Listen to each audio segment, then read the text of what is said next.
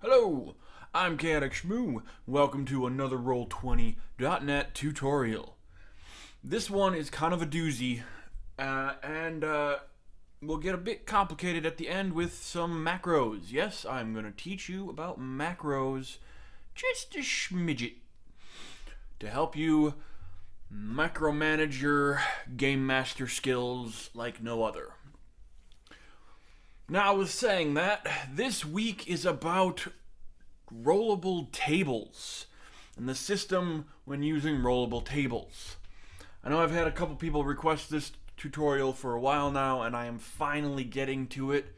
I wanted to show the other stuff first to lead up to this, so you know when I go to certain tabs and I do other certain commands and other things, you already know them because I'm assuming you've watched the past tutorials. If you haven't, head over back to my playlists and head over to that Roll20.net tutorials playlist and start watching. Really good information in there. So to start, I would like to note that in this tutorial I am using my mentor status account, not my free account of which I have been previously using for all the previous tutorials. Now, so you're gonna see some extra stuff here that normally isn't part of the free account. I'm just having some fun with some fire. And so don't mind those. For this tutorial's sake, everything that I'm going to show you and teach you for the rollable tables is fully accessible via the free account. You're just not going to get as many fancy features such as these nice graphics here for critical miss attack. Right there, roll. But you still can use them just as if I just did right there, and I'm going to show it to you. Two reasons as to why I'm using the mentor account. One, I already have the tables set up, and two, I'm lazy. I don't want to have to remake them on the free account when I already have them here to show you what they can do, and the different types of tables you can have. From random gold bags that you can find and open a chest. Click the random gold bag. That's how much gold the party found. To random encounters. To critically missing in Dungeons & Dragons and Pathfinder and those style games as to what's going to happen when they critically miss. But let's get into this then. On to the learning stuff. So rollable tables. First, you want to go to the actual rollable table tab, which is the same as in the decks. It's the decks and rollable table tab. In there, you have the decks on top, like I showed last week, and then right below that, you have the rollable tables. Now, normally, when you first make your campaign, the rollable table section is blank. There is nothing in there, as it doesn't have any default like the decks has, what default card. So you're going to want to click that add button, and it'll create a table. It doesn't pop anything up, so in order to open up the table, to be able to edit it, just simply click on the new table you have, and it opens it up in this nice window here. Now make sure you name this table to an appropriate name of whatever applies to what this table is about, so it's easy to quickly get to it. You also want to make sure you name it to something that is really easy to remember for spelling wise, because you're going to use that name in the future when you're calling it in a macro. So it's going to be very helpful to make sure the name is easy and understandable as to what the table means without having to open it up. Then you can choose whether or not the players can roll this table and have access to this table. Like if you want them to roll their critical misses as to what happens instead of you clicking it, to give them that power of, oh crap, what's going to happen to me, you can have this enabled so that they can see it. Now it does default enable so that players can see it, so if you do make a table that you don't want the players to see, make sure you uncheck that. Otherwise they will be able to access your rollable tables and roll them, whether you want them or not. So following that, we have the table items, what makes up the table. In order to get a table item, you're going to click the add item. Pops up a new small window. You can move around freely however you want, and you name the item to whatever you want. Now, the name of the item itself is important and isn't important. It depends on how you're using the table. Most of the time, it's very, very important, because these things here pop up. Let me open up my critical miss table here. You see all these names of everything that happens here. Well, if I open one of these, my name of my table is what happens, is what appears in this box here. So I want to make sure the name of my table fits to what the item is. So then when it rolls, players will instantly know what it is. Following that, we have the weight system. Now this is a completely optional system, but if you do decide to use it, think of these numbers in here as a percent sign. It's all percentage. Like this item here has a 1% chance of being rolled. You can up to 100%. So you could have 100 items, all 1% chance of hitting it. If you want to go over that amount and you have more than 100 items and you're not using them as a percentage chance to roll, just leave this at 1 and make as many as you want. Make as many items as you want. Doesn't really matter. It is an optional feature. Following that, you have the icon. Now this is completely optional. I have in the tables I've used, I have yet to actually have the icon be meaningful and actually have any purpose. So I don't really actually use them all that much. I might use them in my encounters here so I can see the image of what it is. But that's about it. Otherwise, a bag of coins, I could put a little image on the bag of coins if I wanted to, but it doesn't show up in the chat for just standard rolling tables. So I don't see the point of that unless you're deciding to use the table as an item, token spawner or a monster spawner. However, I do not recommend this simply because from personal use, I've had the tables appear when I drop a token in with this token button here. I will click a token here. Now, where did that appear? There it is. You zoom in here, pan over here. Now this token here, it's not a token yet. It's a drawing. So I have to right click on it. Let me move this table over here. I have to right click on it every time I drop a new token in. And I have to disable it from a drawing. Now it's a token. Every single time I want to make a new token, I have to, from the tables, I have to change it from a drawing to a token. It gets very tedious when I'm micromanaging all these different other things I gotta do and multitasking like no other as a game master. Makes it fairly tedious and unnecessary. Also, I've noticed sometimes when you do that, you use the tokens for the tables, they don't appear for players. I've had some table items not appear. I can see them as a game master, but I've had players, multiple players, not see the drawing, not see the token whatsoever.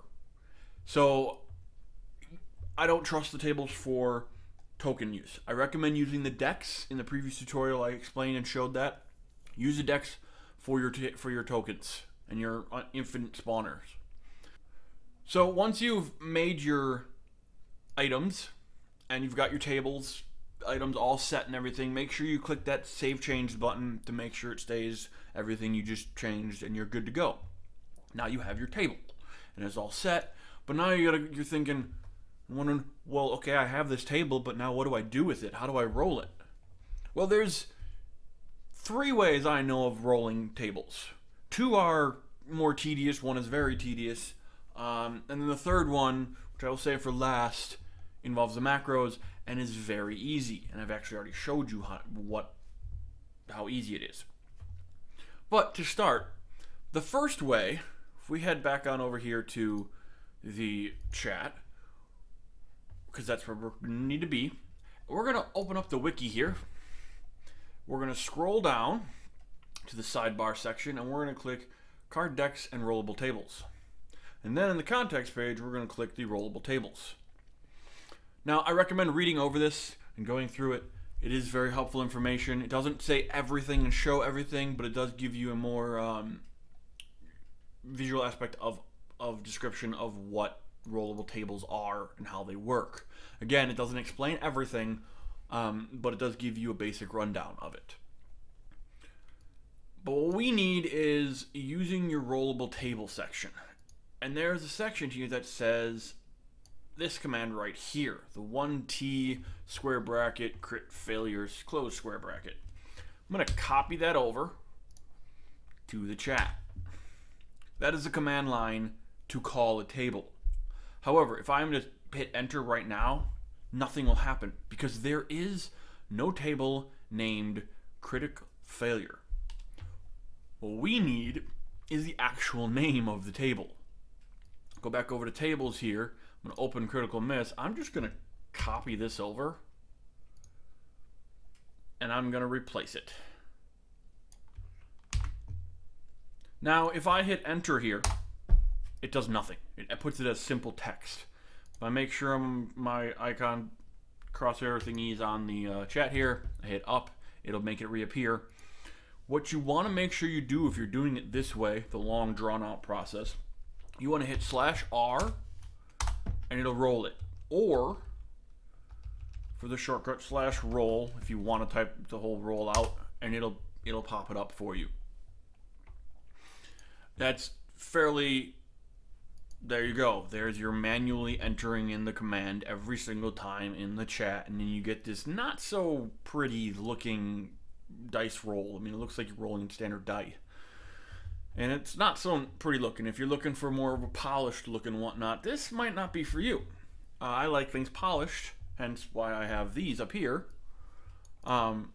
So that's one way to do it. And then you got it every single time. I mean, you can only hit up so many times, and it won't go any further. So if you've done a lot of typing in here, you might have to get the code again. So the other way of doing it is a lot less simpler, but it involves going back and forth between tabs. Still more work than needed when you're already multitasking with all the micromanaging and all that kind of stuff as a game master. But you'd want to click back over to the decks and rollable tables, and you're going to click the, I'm sorry, not the token button. There is nothing for a token button. The roll button.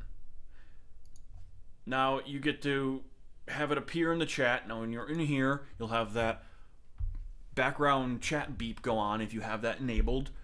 Unnecessary, because you know it's going to appear in the chat already. And then it appears.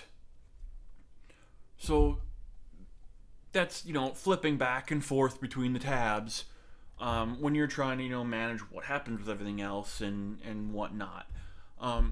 Again, can be kind of tedious. Don't really want that. This is, no. Roll, no. No. So that doesn't really work for me. So the last thing, the easiest way, setting it up can be a little complicated, as we are going to use a macro, but at the same time, once it's set up, you're good to go. So the last way is we're going to want to head over to the My Settings, and we're going to want to make a new macro. Now we have the macros right on top here. We're going to want to click the Add button. As you can see, I already have them set up for my current campaign that I'm running to make it a lot easier for me. And you're going to name it whatever you want to name it. Make sure, again, just like the tables, it is a name that you can remember and a name that affiliates to what you're calling. You can actually call macros and get really complicated into macros. You can have a macro that calls another macro that calls another macro with the hashtag and then the macro. I'll explain macros in another tutorial, going in a lot more depth about macros, but you want to make sure it's named a specific name. Name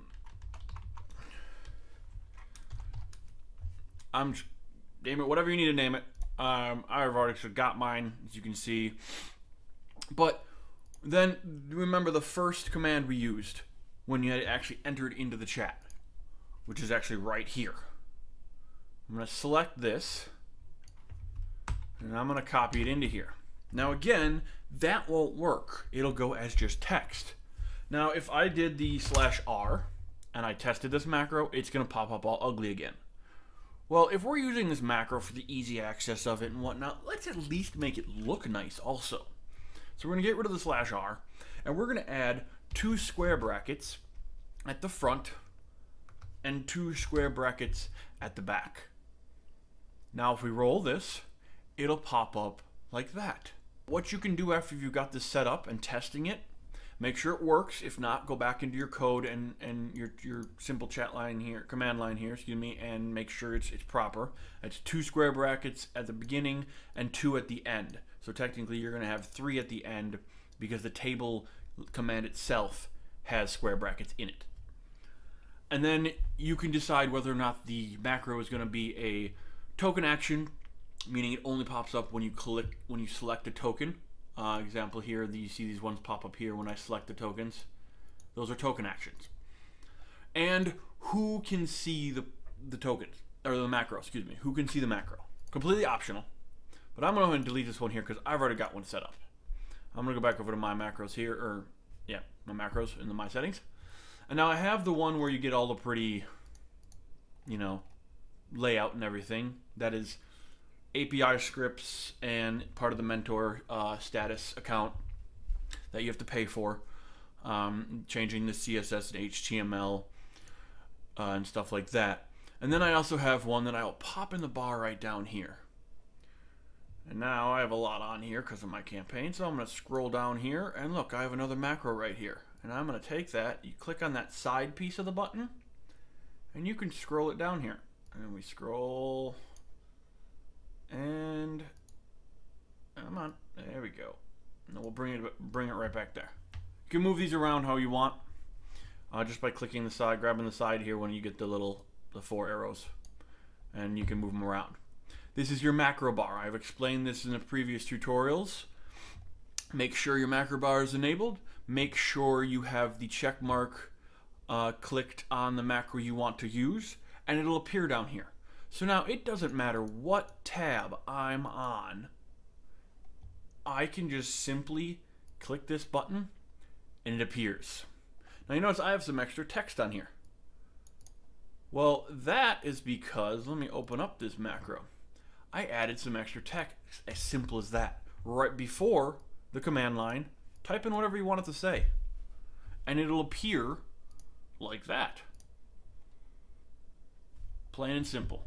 Now you have a very easy way to manage your table by a simple click of the button. No having to switch tabs, no having to manually type anything. Bam, there you go. You got your macro set up. And that is the rollable tables in Roll20.net. I hope it's been very helpful, and I hope you learned a lot from it, and I hope you can use it in your future campaigns and have a lot of fun with it. Remember to click that thumbs up button and subscribe button and share this video with your friends. Again, thank you for watching. I'm Shmoo, and I will see you next time. Bye, bye, bye, bye, bye.